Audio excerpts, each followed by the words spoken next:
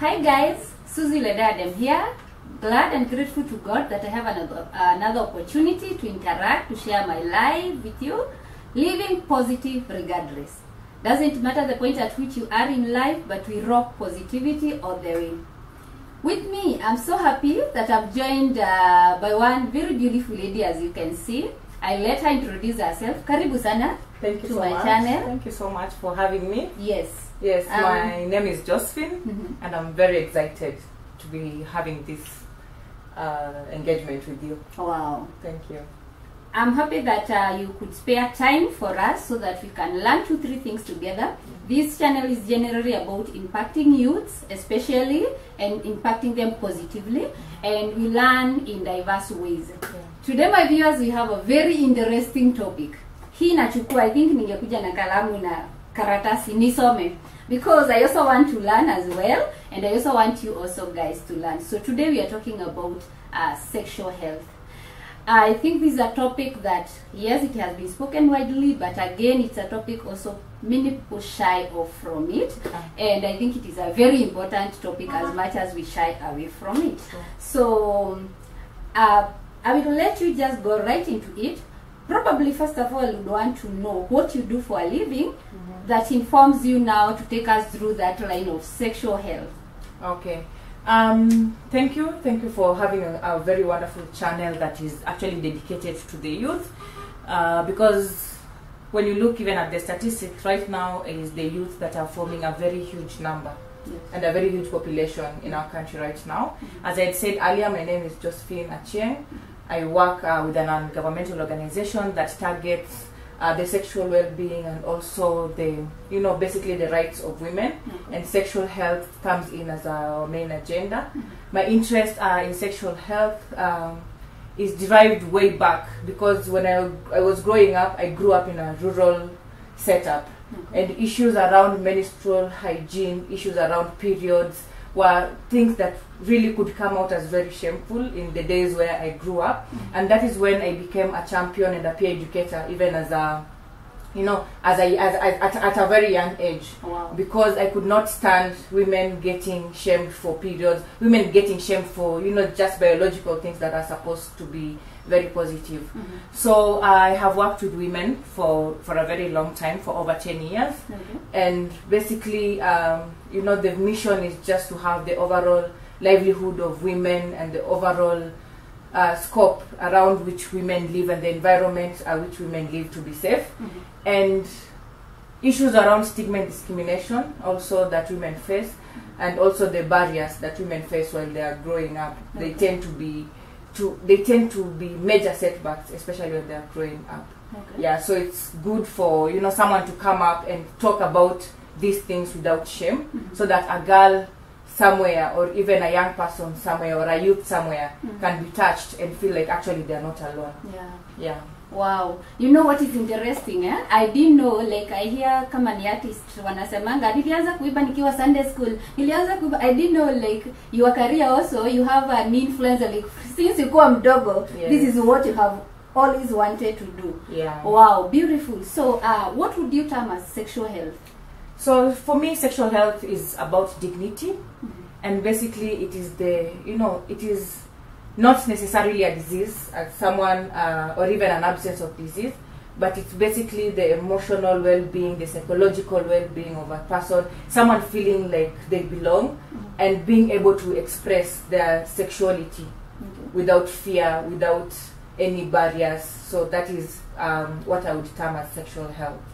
Yes. Is there a situation where someone would be said, or they talk of themselves as I'm not sexually okay, and someone else says I'm sexually okay, or they can be told you're not well sexually, or you are not well? Is there such a thing? Do we have such variance? So the variance comes in when there's issues around sexuality. You realize, like, now in the world where we live in, people would like to express themselves differently.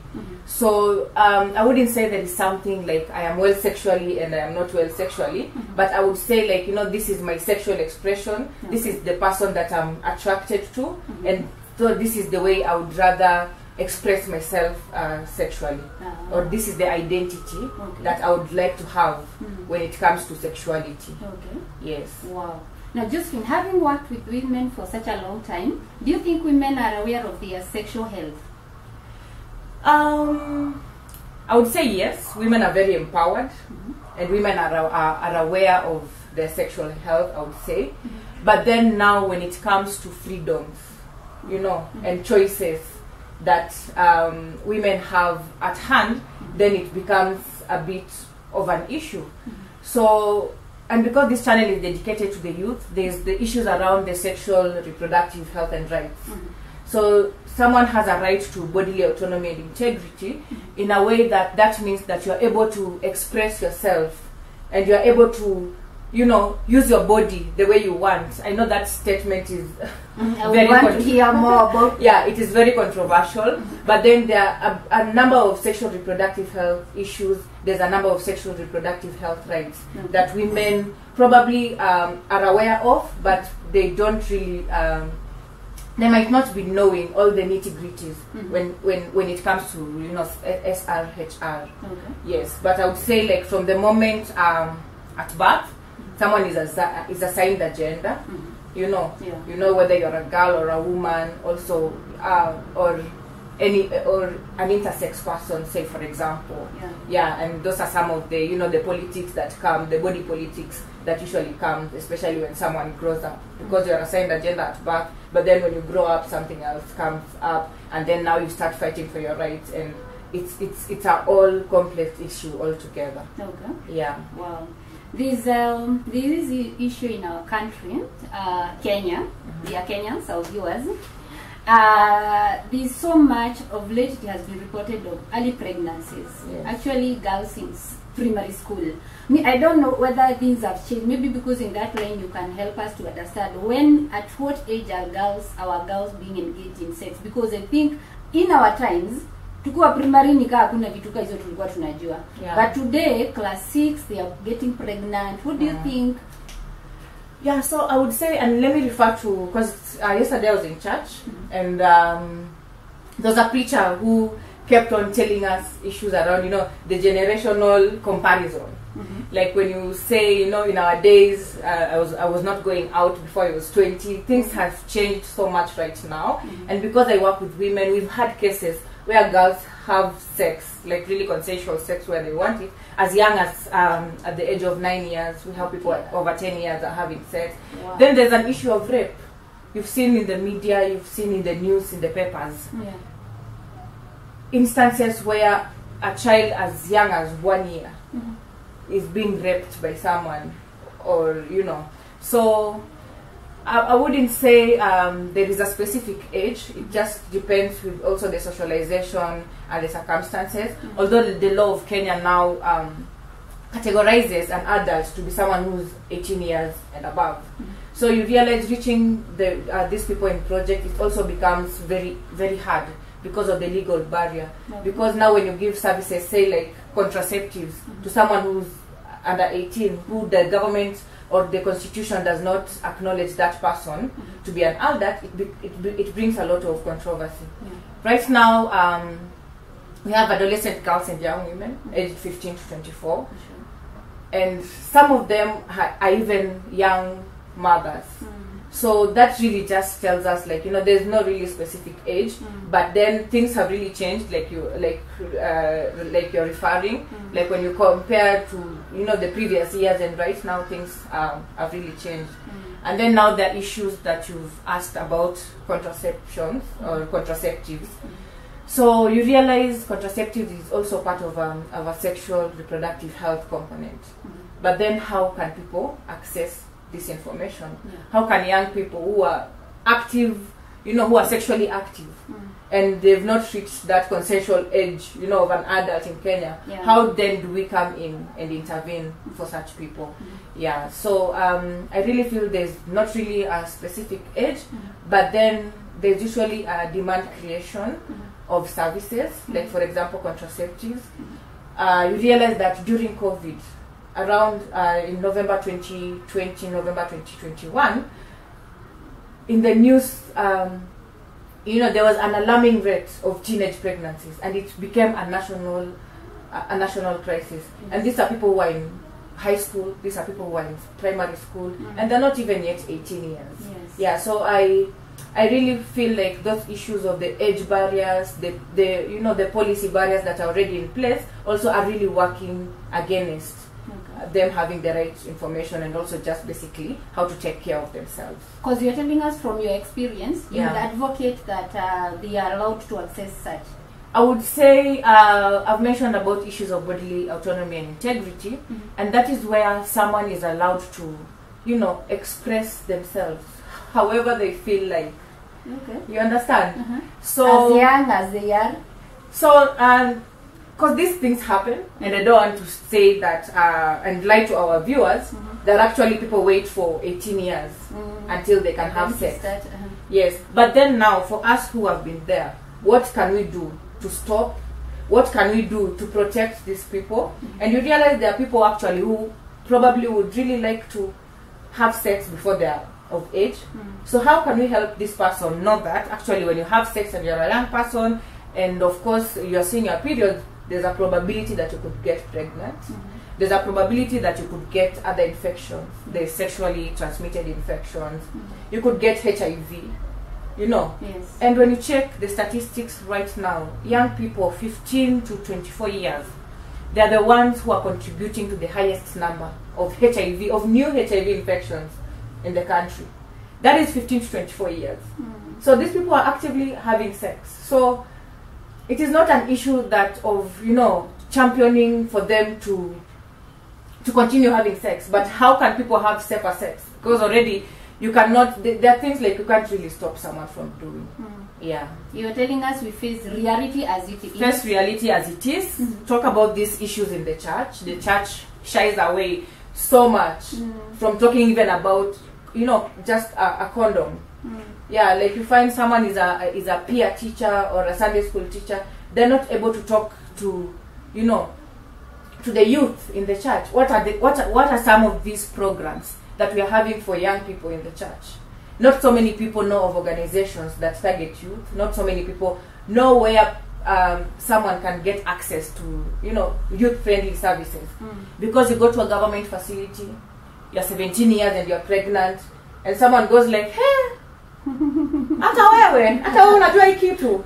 You understand? Yeah. So it becomes very hard even for the youth to access these services, because already they've already been judged. Yes. Like, I am a young person, I am not supposed to be having this. Now here I am pregnant. Where can I get help? So someone ends up doing crazy things. They end up getting mental health issues. Youth sink into depression. They are committing suicide. Right, left, and center. And then that is when we stand in the funerals and say, you know, you should have talked to me. How do I talk to you when you stand, you know, during a family gathering and start saying, you know, during my days as we waited to get married before we could have sex? So you want everybody else to wait. But let me ask you, maybe I will still come back there to know, maybe you advise young guys where they can get such kind of information. But even before then, let me ask, don't you think, or I have a feeling like, do you think it's because of this exposure that we are giving these young people? Because before, as you're saying, although with time now things are changing, it was like a taboo to mention some of these things, like a condom. I couldn't mention such maybe in public, in the presence of the elders. Don't you think this information, we are letting them know kuna condom, we are letting know them kuna contraceptives? Isn't it something that is even causing them, even their hormones, to react and to want to know how to use these things? So maybe if I can ask you, who is letting them? Because there's issues around, you know, peer networks. Like, I am 15 years old, my friends are 15. Yes. You know, the people I relate with are within that same age bracket as I am in. The world is, you know, it's quickly revolving. Right now, there's a lot of, you know, there's a lot of usage of the digital spaces. And when you compare now even the youth in Africa to the youth in other continents, you realize that in other continents probably people as young, you know, very young, could just come and tell their parents, I have a girlfriend. But mimi hapa, you know, that is a slap. I'm 12 and I'm telling my mom, I wouldn't even finish that statement. So these are the realities that we have to, we have to face. And since it's already happening, we cannot put it as a blame game. That actually we have shown these people that this is where you can actually get, say, contraceptive. You understand? Yeah. So since these are things that are already happening, and we have reports that have been published, recently Kenya launched the HIV prevalence rates. And when they were saying that the youth are contributing to a huge number of percentage of the new HIV infections, so who is having sex with this youth? Could it be the same, the same people who are feeling like they are older? Because right now you go to a nightclub, you will be surprised at the people who are hanging with these young persons. You'll find an older woman like me with a young person, another mbaba with another young person. But then now when we come back home to our families, we have become the prophets and the prophetess of, in our days. Yeah, so let's face the reality. Let's avail information if it is there, and encourage the youth. It is not an ethical or a moral upbringing or something, but if these are things that are happening, so we really need to find a way of making it safer for the youth. Yeah, because of course they're still very young to begin with. So you find, I'm 15 years old, I am pregnant, so what happens next? Some of them contemplate abortion, and they don't get to access the safe abortion, because even already in the age gap already imeshawa cut off. You understand? Yes. In Kenya, abortion is illegal. So then what does that mean? You understand? I wouldn't really like to talk about that so much. But then abortion, access to self-abortion, there's no issues that, like, someone can only get an abortion on a condition that whether the life of the mother or the life of the child is at risk. But how about this person who contraceptives fail? They're not ready to be a mother. What should happen to this kind of person? Yeah, so these are some of the conversations that really people don't want to talk about. They're happening every day and night. So I really hope for a day where it can be just will just be open that to discuss in a breakfast show somewhere when everyone my viewers. Wow. Okay. Yeah. So let me ask, you mentioned something about rape. Yes. From your line of duty, probably I would want to know about rape, because we have had people who have been raped and they went mute because one they shy of. By the way, I think it's true, we talk about these things so that if anything happens, yes. I don't feel like it's me who has a problem, or I feel shy kusema I had sex with somebody, like it's a big deal. So in your line of duty, how do you help people who have maybe gone through rape and they are probably not able to speak out? Mtu atakuja maybe access hii organization wanasaidianga watu, lakini Josephine usiseme, sitaki kujulikana. How do you handle such? So for rape is a very complex also situation for us, but it happens so much, and especially for us, we work also sometimes, with the government itself. You understand? So rape, there's also the part of sexual assault, which is also not the same as rape, but then now rape is when someone penetrates their organ into. When an organ now penetrates into your sexual, into a vagina or a penis or whatever, anal sex or something like that. When there is penetration. When there is penetration, that is when there's sex. But sexual assault, someone can, spank your ass, touch your boobs and those kind of things. So rape also is something that has been shamed for a long time. And we work with young women who are in transactional sex, the sex workers. Sex workers face high number of rape in their line of duty. But you realize this person, their access to justice becomes very hard. Because number one, this person identified as a sex worker. So you go to a police and you report the rapist to a police, and the police goes like, but when I'm a liar and you're selling this thing, so how were you raped? no one is really understanding that. You understand? Yeah. Yeah, so there's ways in which you sensitize the community on how to take care of themselves. And for our situation, when someone gets raped, we work with the paralegals. Paralegals are basically peers of the same age, and they do like a crisis response within the communities where these young people are, where these youth are, where these sex workers are. So they are able to report the cases. They come. There's the clinical aspect of it, whereby you're able to do, to check if the person is, the overall well-being of the person, if they've been inserted objects or those kind of things. And then now, through partnerships and collaborations, we are able now to link them to other partners who are able to give them like a very good package of post-rape care services. And it's a whole, a whole package. And right now where we are as a country, I would say like post-rape care and also follow-up, it's something that really needs to be invested on. Because we have very many youth-friendly sites, youth-friendly facilities, and even the sex workers-friendly facilities that are well equipped to provide this information, but then no one is funding them, or no one is also just giving them a way to do the forensic and just bringing someone to justice. So you realize most of the perpetrators, the people who are raping this person, both men and women get raped actually.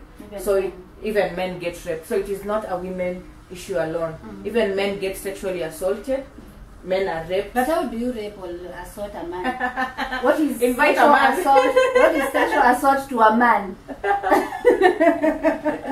Maybe rape, yes, but assault to a man. To a man, yeah, you would touch someone and they really don't want to be spanked even in the ass, There are people who get really excited and go and kiss another man, when that man is not really into you. That is assault. They can sue me for that. They can sue you for that. Yeah, but then the number in terms of statistics, you realize it's women who face a lot of sexual gender-based violence. Yeah, so there's the referral pathways in the safe spaces, and it becomes also, I wouldn't say it's very perfect, but someone can really get the post-rape care services. And in terms of access to justice, I talked about the paralegals who really help in reporting these cases to the authority and just following them up in court where strategic litigation is done. But then most of the time the cases fail now at the evidence, and that's why I was saying issues on investing so much on the forensics and the other investigations that follow. Yeah, so someone gets tired because also the justice system in our country. Tedious. Yeah, so to akishapona wanachia Mungu tu. Wow. Yeah. Maybe still on that one, there's something you mentioned, and I was even to ask about that, about the evidence. How you guys are able to, because sometimes you realize, I've had people give stories, they are already in jails, but whatever was said was not true. If I call you and I tell you, Josephine, I've been raped, what is like, for example, the example you have used, someone who is already in, okay, I don't know whether it's right to say prostitution, I don't know sex work. Right, or sex work. Yes. So, and then I want to say, we are trying to judge the condition. Huyo mtu, can it be rape? Tulipatana naye wapi? Then I'm trying to justify, maybe we are in a bar, we are in a lodging, and then we are trying to look at the evidence. How is rape in this condition? It seems like huyo mtu alikuwa shajipa. Ama I've had a case whereby it was teens actually. Teens, one has been accused that they have raped a girl, but then ukiangalia situation, it's like the girl pia yeye alikuwa ameenda kuuja. How do you differentiate so that you don't accuse someone innocently? How do you know that this is a real case of rape? Kama mtu hakuwa amejipa, ama mwingine una realize, okay, one, kuna mwenye ashajipa. Secondly, kuna mwingine enyewe kusema ukweli hajafanyiwa anything. And you see, like you said, of sexual assault. I don't know, first maybe you tell us how you identify that really there was a penetration, and if there wasn't, then we are calling it an assault. How can you prove that really I was assaulted? Okay. So, if there's the clinical examination. There's a tool that we use to, just examine someone's full body. It's called the post-rape care, a PRC form. So in that form, you're able to check the limbs. Okay, I'm not a medic, but at least I've interacted with these tools for quite some time, and someone is able to be done for that assessment to determine the situation in which someone is in at that particular point. However, for issues around innocence, what we tell people in the, say, the GBV trainings, and say for example it's a trainer training, the first thing you need to do when someone reports to you is, number one, you need to first believe the victim. You believe the victim first, and then innocence can only be proven in a court of law. So the work usually, the first priority is to give someone the exact and a very comprehensive package of care that they need, and then now through paralegals or through the pro bono lawyer that you work with, see a way of linking now this person to justice. So there's the there's the management part, managing this person who has been raped, and then there's the access to justice. So those are two very different components, and one cannot be able to judge for the other. So once someone has become well, of course, after being given the post-rape care services, now they're linked to access to justice, whereby they're able to follow up with the case and follow up to see if the perpetrator can be put to justice, or if this person is lying, then it becomes now the issue of the court to judge on that. Yes. But then now it is very important to believe the victim. You shouldn't judge someone who's reported to you that they've been assaulted. Yeah, there's that part. There's a training, it's called Lives, where someone is told the first thing is you need to listen to this person. In however, regardless of the time that they're gonna take speaking, it is very important to just listen to them and give them all the benefits of doubt that you can. Yeah, and then how the case unfolds, also you just provide support. So on your part, you really major on the person who is the victim. If the other person is innocent, the accused one, that is not your work. They go prove their innocence to the court. Because now we work with young women and also sex workers, we have to provide for them, services and care until the case is resolved. But I have just mentioned that the access to justice, system already in Kenya is very prolonged. So most of them tend to for the case, or sometimes it becomes very expensive. Yeah, you realize that we work, of course, with pro bono lawyers who are providing these services for free sometimes, and the legal aid clinic. But sometimes what is required of the victim becomes so much that they just opt to fall out of the case. But then we have not had situations for the cases that we have successfully taken to court. We've not had situations where there was an accused person, but I acknowledge that there are actually instances where someone gives consensual sex, and probably because they are young and their parent would ask them, they now just decide to say, yeah, it was rape. And it's easy, I think, for professionals. They're able to pull out these cases. Yeah, so they can tell. So maybe if that is really documented, because then also data informs a lot of things, then I think it can become an easy area of intervention. Amma, what is your call to the young people? Do you think there are threats in practicing sexually too early? Would you advise them to keep off? What is your word for the young guys? So for the young guys, I would say number one is, be yourself, believe in yourself, take care of yourself. Right now, there's so much at your disposal as young people. So I would just urge the youth to take care of themselves. I would not tell you do it or not do it. That is something beyond anybody's control. You understand? But be sure to be your brother's keeper, your sister's keeper, in a way that you are able to support and provide peer support to each other. Involving yourselves early, I don't know how early is early. We've just talked about rape right now. There are people who, get unlucky. Yeah, so I think the main message is to just know where to get help. and how to take care of yourself in terms of, you know, being the overall well-being. Are you emotionally okay? Are you exercising your freedoms as a, you know, as a human being? You know, are you taking care of yourself the way you're supposed to? Okay. You guys don't have ways you train guys on how to maybe to avoid early sex and all that, or you say exercise your freedom but be careful? So that is a very tough question, but we come from a point of intervention, because, you know, as an activist, sometimes you look at the many things that are going wrong. So many youth could die because of, you know, young persons were dying because of unsafe abortions. Yeah. You understand? So how did this person get pregnant? That is not the problem. The problem is when now you're in trouble, how can I get myself out of that? Yeah, I think that is when we came in, because if the systems were working, if the laws, if the policies on adolescents in Kenya were working, then we wouldn't really be, you know, talking about these things.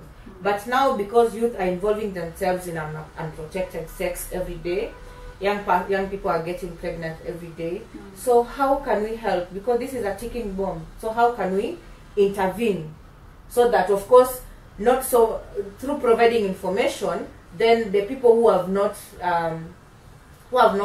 I wouldn't say unlucky or something, but then the people who have not experienced are able to take care of themselves. So you are able, you know, to know that, okay, Josephine went through this, and this is her story. I would not want to go through the same. So the information is there. The information is there. The advocacy has been done even at global level. You understand? So what really needs to happen is the intervention. Are the interventions working? Yes. When we go for outreaches and we educate people about contraceptives, we are not telling you use pills or use condoms, but we are just telling you in situations where you need to prevent yourself from getting HIV, you know, use a condom. You understand? Wow, I get you. Yeah, because these things are happening, and I really want to insist on that. Even if it was inafanyika kila siku, so let's intervene. Those who have not, when hawajapatikana kwa hiyo mtego, at least through giving information, through the outreaches, someone knows. Siku moja, you never know. Someone could get raped. This is someone who has not planned to even have sex before they are married. But now when you get raped within 72 hours, you need to run to a facility and get PEP, the, you know, post-exposure prophylaxis. These are not things you would be taught in a classroom. You understand? You get? Yes. Yeah, so it is very good to have the information out there, and people get information differently. We are not advocating for people to have sex at an early age, but we are intervening in the situations that are already happening right now. Okay. Yes. So thank you so much for coming, and even as we wind up, I would want you maybe to talk to people, and especially the young, me sister young, on how to, where to get that kind of information, or to get the kind of help they may need. Mtu akijipata in a situation fulani, how do they go about it? What you as Josephine and the organization, how you help these people. I want you to wind up telling us or giving us all that information, so that someone out there maybe feels like they would want to access this kind of information without fear, without intimidation. Because I realize you, and probably it is from where you come from, the organization, you are so bold about it. Okay, so for the youth-friendly services, there's a number of organizations, of course. You know, we are in a digital space right now, and it becomes very easy. There are platforms where you're able to just get virtual support. Where you're able to get virtual support. So I would really recommend to the youth to identify these youth-friendly services, probably through the internet. I wouldn't really want to be specific on recommendation, but then of course these are things that are there. And if someone faces stigma and discrimination, also there are opportunities, there are referral pathways in which this can be reported. Yeah. Wow.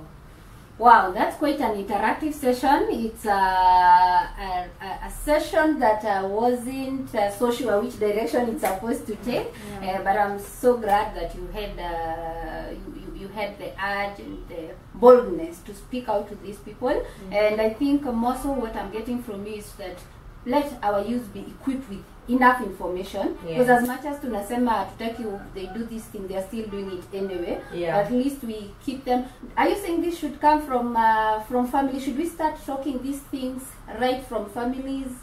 Yes, these things should be talked in all aspects, and me, I would die with the church, because the church is the biggest mobilizer. And the church has, you know, there's this perception of belief, like whatever is said in the church is you know, is the right thing. Yes, so the families should take it up. The aunties, you know, those aunties who come to advise you when you are getting married, how to cook for your husband and those kind of things. Also talk to young people about, you know, menstrual hygiene, issues of pads, issues of periods. You know, we really don't need to shy away from these things, and support women, empower girls to realize their full their full potential. It is not always about our sexuality, because we have just been pinned in some form of sexual identity, but you realize women are doing bigger things than just being women. So the femininity of women achieving their highest potential, these things need to be nurtured at a very young age. Wow. So guys, thank you so much for your time. Keep watching, let's keep learning. Subscribe, share this information.